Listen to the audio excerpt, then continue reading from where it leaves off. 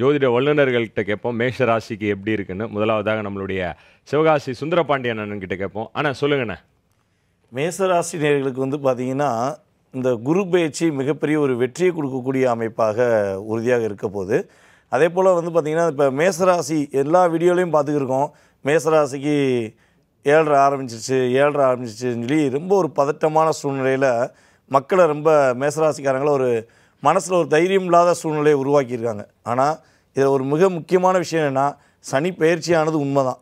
நம்மளுடைய திருக்கணித பஞ்சாங்கப்படி சனி பகவான் 12ஆம் இடத்துக்கு வந்தது உண்மை தான். ஆனால் என்னென்னா, சனி பகவான் கும்பத்துலேருந்து உங்களை ஒரு 2.5 வருஷமாக பார்த்துக்கிட்டே இருந்தார் பார்த்தீங்களா, அந்த பார்வையினால தான் உங்களுக்கு அதிகமாக பாதிப்பு இருந்திருக்கும். தவிர 7.5 சனிங்கிறது உங்களை எந்த ஒரு மிகப்பெரிய ஒரு பாதிப்பை கொடுக்காதுங்கிறது நிதர்சனமாக சொல்ல முடியும்.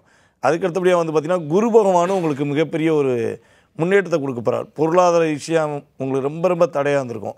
பணம் கொடுத்த இடத்துல வர முடியாமல் ரொம்ப கஷ்டப்பட்டிருப்பீங்க. பணம் கொடுக்கல் வாங்குற விஷயங்கள் இனிமேல் நல்ல ஒரு முன்னேற்றம் இருக்கும்.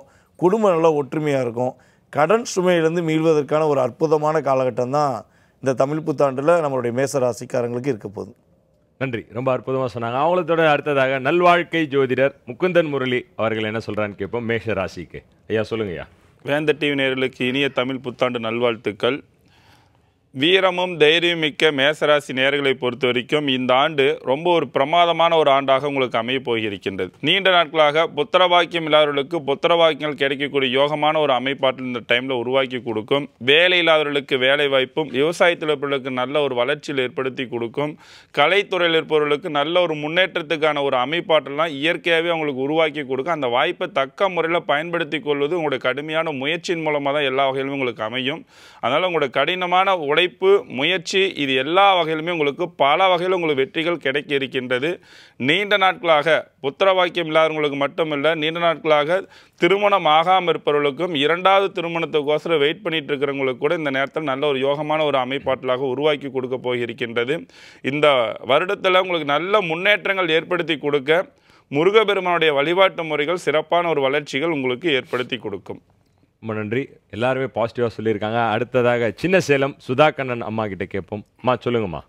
வேந்தர் டிவி நேயர்கள் அனைவருக்கும் இனிய தமிழ் புத்தாண்டு நல்வாழ்த்துக்கள். மேசராசி அன்பர்களுக்கு நல்ல அனுகூலமான டைமிங் தான். குரு பகவான் பார்த்திங்கன்னா உங்களுடைய 7ஆம் இடத்தையும் பார்க்குறாரு, 9ஆம் இடத்தையும் பார்க்குறாரு, 11ஆம் இடத்தையும் பார்க்குறாரு. அப்போ உங்களுக்கு தொழில் விஷயத்தில் லாபங்கள் பெருகி கிடக்கக்கூடிய அமைப்பு வரும். தந்தைக்கு ஏதாவது உடல் பாதிப்புகள் இருந்தால் அது நிவர்த்தி ஆகக்கூடிய அமைப்பும், தந்தை வழி சொத்துக்கள் இருந்தால் அது உங்களுக்கு நல்ல அமைப்பில் உங்களுக்கு மாற்றி கொடுக்கக்கூடிய வாய்ப்பும் நல்லாயிருக்கும். துணைக்கிட்ட கோபதாபங்கள், சண்டை சச்சரவுகள் இருந்ததுன்னா அதெல்லாம் நிவர்த்தி ஆகி 2 பேரும் அந்யோன்யம் பெருகக்கூடிய வாய்ப்பு நல்லாயிருக்கும். திருமணம் தாமதப்பட்டவங்களுக்கு சீக்கிரமாக திருமணம் நடக்கக்கூடிய வாய்ப்பும் நல்லாயிருக்கும். குழந்தைகளோட படிப்பு 5ல் கேது இருக்கிறதுனால மேல் படிப்புக்கான விஷயங்கள், பட்ட படிப்புக்கான விஷயங்கள் எல்லாம் உங்களுக்கு நல்ல முன்னேற்றமான வாய்ப்பாக வரும். 12ல் சனி இருக்கார், விரய சனியாக தான் இருக்கார். சுப விரயங்கள் பண்ணக்கூடிய வாய்ப்பு கொஞ்சம் நல்லாயிருக்கும். தூக்கம் கெடும், கொஞ்சம் தூக்கமின்மை ஏற்படக்கூடிய வாய்ப்பு வர்றதுனால அதை மட்டும் கொஞ்சம் கவனமாக பார்த்துக்கணும். நீங்கள் 11ல் ராகு இருக்கார், கண்டிப்பாக பேராசையை தூண்டிடுவார். காலபூசனுக்கு 11ஆம் இடத்துலையும் வந்துட்டார், உங்களுக்கும் 11ஆம் இடத்துல இருக்கார். அதனால் பெரிய விஷயங்களில் இன்வால்வ் ஆகிட்டு பண விஷயங்களில் எதுலையாவது முதலீடு பண்ணி அதில் மோசடி ஆகாமல் பாதுகாப்பாக நீங்கள் இருந்துக்கிறது நல்லது அப்படின்ற மாதிரி இருக்கும் மேசராசிக்கு. நன்றி.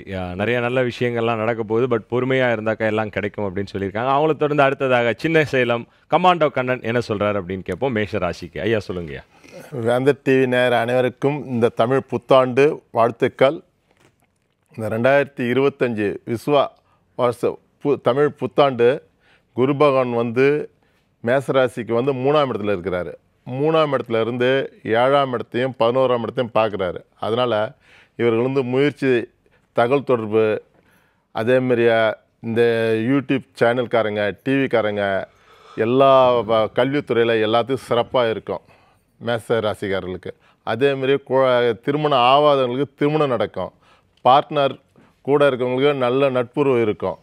சகோதரனால நட்புறவு கிடைக்கும். அதேமாரி 11ஆம் இடத்தையும் பார்க்குறாரு. ராகு பவன் அங்கே இருக்கிறாரு. 16ஆம் இடத்துல ராகு இருந்துன்னா நிறைய அள்ளி தருவார். அவர் எந்த தொழிலும் கொஞ்சம் பெருசாக செய்யணும்னு ஆசைப்படுவார். குரு பகவான் பாராரு. அதனால் 6ஆம் இடத்துக்கும் 10ஆம் இடத்துலையும் குரு பகவான் பார்த்து நல்லா தொழில் வேலை முயற்சி செய்தால் அவங்களுக்கு நிச்சயமாக கிடைக்கும். நன்றி.